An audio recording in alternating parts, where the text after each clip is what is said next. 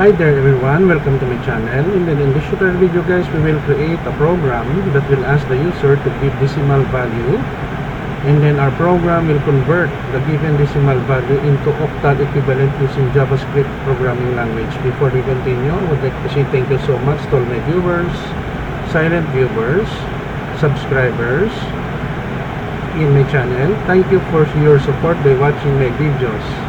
If you are new with my channel and then you like this kind of video, please hit the like button. Don't forget to share. Please support my channel guys by clicking the subscribe button. So let's get started.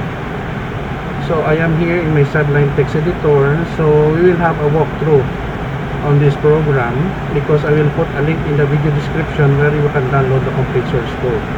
So we have here the title, convert decimal to octal using JavaScript, and then we have here the CSS or cascading style sheet.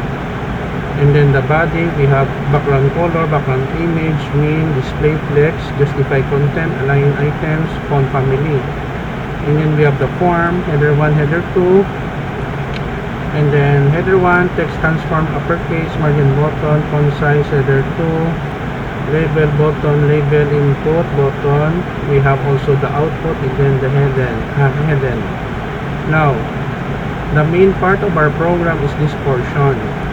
Form action method post, and then we have here header 1, convert decimal to octal using JavaScript, written by yours truly, J.R. Pomperada, MIT. And then in this line of code, we are asking the user to give a number. So whatever the number it is, it will be stored in our variable text number here in input type number. And then we have a button, and then we have the output header.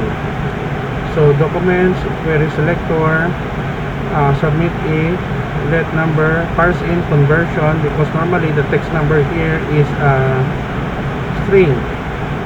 So we have here the output, query selector, and then this line of code, number here, to string is the 8 is the conversion to octal value. Output class is hidden, and output in our HTML octal value here. We close our script in JavaScript, the body, and then HTML.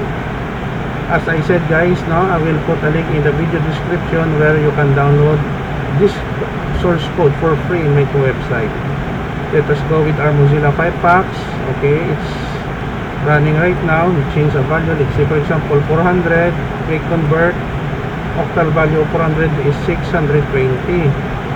How about 12? The octal value of 12 is 14. 341. We have 552. Last example that we can have 78. We can have 116.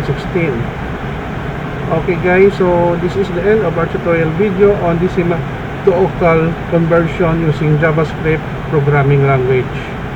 Thank you so much for watching. Don't forget to like, share, and please support my channel guys if you like this video by clicking the subscribe button. Your support is highly appreciated.